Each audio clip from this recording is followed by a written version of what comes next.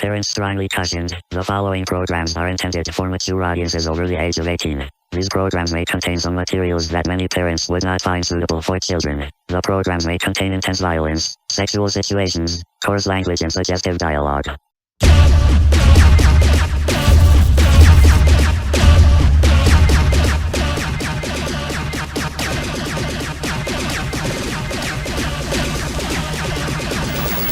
Okay, so you actually want to know what's more disturbing than anything featured in Hard Candy? Yeah, try this interview with Patrick Wilson he did for the movie back in the day. Did you ever come across somebody much older than you that you wanted to bang? Like maybe a girl that worked in a restaurant, or maybe like a teacher, or maybe one of your buddy's moms. Did you ever have somebody that you had kind of, I really want to be on that? My private life is my private life, fella. Hard Candy was directed by David Slade, and it follows Patrick Wilson, who plays this character named Jeff, who is an older man trying to meet up with a 14-year-old girl played by Elliot. And because I think you should go into Hard Candy knowing as little as possible, I'm gonna keep the plot summary vague. I'll just say that things don't go how he was expecting or hoping they would go. And yeah, right off the bat, I absolutely adore this movie. And I actually didn't write down any notes or a script of any kind for this review. I kind of just want to gush about it and talk about why I adore it so much. And because of that, I feel like I'm gonna have to get into spoilers and discuss certain scenes kind of in depth. But to cover my quick surface level thoughts on it without spoiling it, just to give you a recommendation, I'll just say that this has quickly become possibly like my favorite thriller of all time, and I don't know what that says about me, and I know that's a very high praise to throw at something, but oh my god, do I love Hard Candy. And honestly, it is just super underrated, not just in the realm of disturbing cinema fans, in which I've only seen it mentioned once or twice in disturbing movie communities online, but also just in general as a thriller. And I feel like the reason it's not talked about as much as it should be is because the subject matter kind of scares people. Yeah, this is a movie that discusses subjects like pedophilia and child abuse, which is all super heavy, and I understand how that might turn some people off, but I do think these are topics that need to be explored, and I think that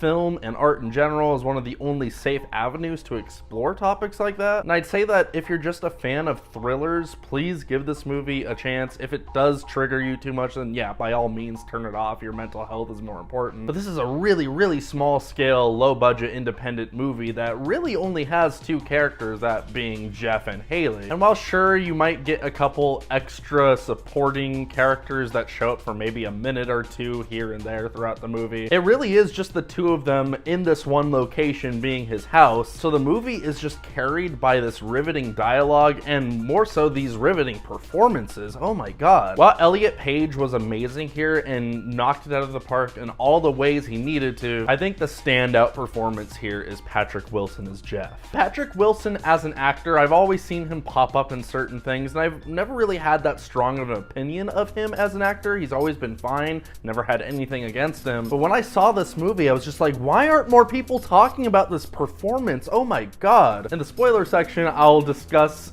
this one particular scene that most people know what I'm talking about when I'm discussing the movie Hard Candy. But he went to certain places as an actor that I haven't seen really any other actor go to, and it truly floored me, especially considering that his character is such a scummy piece of shit. It's almost like not even debatable how wrong his character is, yet the script and his performance treated him with so much dimension and really portrayed him as a human being. And this movie gets you to question a lot of things, not necessarily about whether or not what he's doing is wrong. I think the movie is very much so against him, but it also makes you ask certain difficult questions, like, is he really any less human than we are, and what does that say about humans as a species? Because even if you don't relate to his actions, and I would certainly hope you wouldn't relate to any of his actions he performs, there's just something so innately relatable about the way he reacts to certain things, and you'll start recognizing certain social cues, and you'll realize,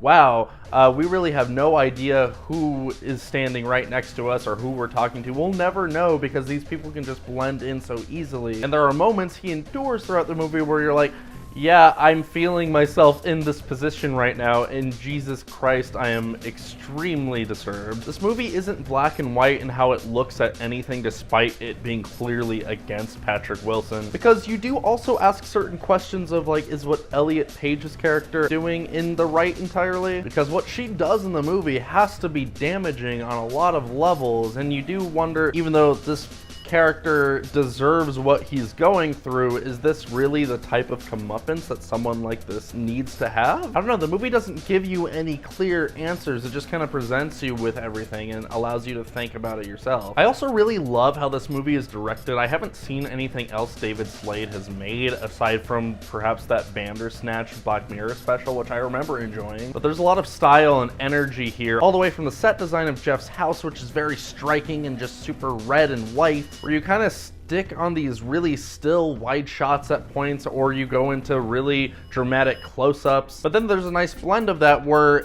there are moments the movie reminds me of Martyrs or other New French Extremity type horror films, to the point where I was almost questioning, is this director French? But no, from what I can tell, this is actually a British filmmaker. It just feels like a very French movie. Even containing the opening theme from Enter the Void, of all things, which came out a few years later, and which you also heard a snippet of at the beginning of this video, that sick-ass new intro. But that filmmaking style I'm referring to is mostly just in that handheld, shaky, fast frame rate thing that happens during action scenes in the movie. All right, now this is where I'm going to put the spoiler warning. In case you can't tell, I totally recommend this movie. I love it with everything in me. But you can click this time code if you want to just skip to like the end of the review and see what my overall rating is. The scene in question I was referring to earlier is, of course, the castration scene, which in a very genius decision doesn't show anything graphic at all. The most we see is a out of focus glimpse at the video Elliot Page's character is recording so Patrick Wilson can watch the castration himself, which is just so fucked up and awesome. But it's really just blurry and out of focus, and you could just tell that there's some gory things happening down in his nether region. But what sells this scene and makes it so disturbing is the fact that it never focuses on that whatsoever. What it focuses on instead is not only really subtle, gross sound design, but just Patrick Wilson's face sells this entirely. It might be one of the most effective sequences I've ever watched in a movie, and I'm not even exaggerating one iota. You see his face go through every single human emotion, and he's just drenched in sweat. All the way from begging and pleading to this moment of numb acceptance where he's just like, this is my reality now, oh fuck. All the way to him like laughing and cracking a joke about it afterwards. Because what I love just as much is his little monologue he has before, where he's referring to this traumatic situation that involved his aunt and his cousin, and you can kind of piece together in your head how this might have developed this really gross fetish. And it's sort of humanizing in a sense of like, okay, maybe he can't necessarily control these desires that he has, but the fact that he acted them out is sort of the judge of his character. But it raises a lot of interesting moral philosophical questions about what leads someone to act out in that way. And I thought it just fleshed him out and made him very three-dimensional. But then when he cracks that joke later and Elliot Page's character asks him, what would you say if your aunt saw you like this right now? And he's just like, I'd say help, call the police, some teenager just cut my balls off. And it was a weirdly relatable moment, because when you're at that point and it's already happened to you, what else can you do aside like from crack a joke like that? I feel like I would do the same thing in that position. And weirdly enough, despite the fact that it's kind of a joke, it just made it all the more real and haunting. Not to say he didn't deserve what happened to him, because he totally did, but just being someone who has a male anatomy, and I feel like anyone who is in that position would watch that scene regardless of what you think of him as a person and be like, oh my god, Jesus Christ. As far as criticisms for this movie goes, I really don't have many, maybe only very slight nitpicks and more just like questions about certain choices. There is a moment where Sandra Oh plays the neighbor next door who comes to deliver cookies to Jeff, and I love this scene a lot because it is an interesting subversion of what you might see in a typical thriller trailer where someone is tied up and then the perpetrator answers the door and is like, oh no, they're fine. Meanwhile, you're like, oh my god, make noise, you want to be caught. But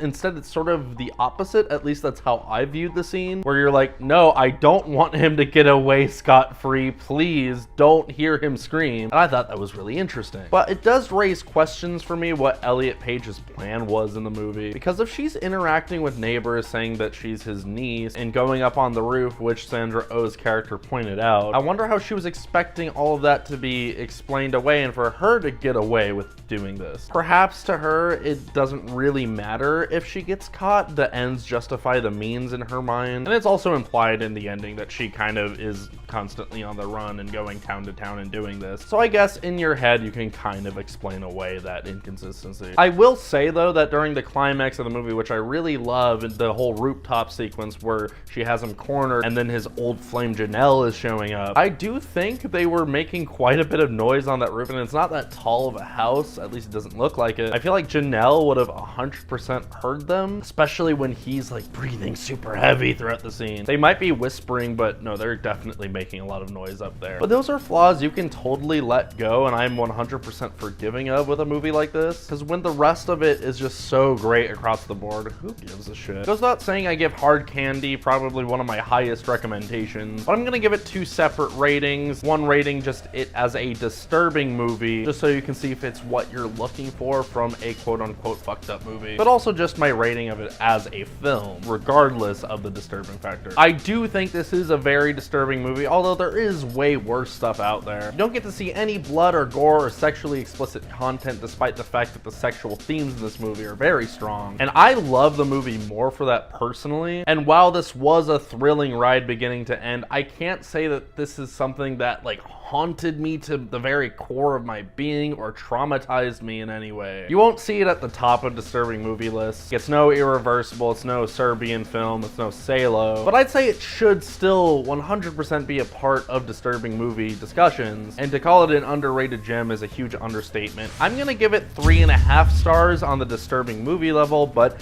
purely as a film from a critic standpoint, I am giving it a very strong high 4.5 out of 5 stars. So yeah, that's my review. If there's another disturbing movie or some movie of any kind that you want to see me review, you can send me $10 on my Cash App. Just add the name of the movie in your sending note. I'll review anything as long as it's not a modern current release that I'd have to go to theaters for. But yeah, other than that, by all means, request me the weirdest, darkest shit you possibly can. Thanks for watching, guys. Hope you have a good day.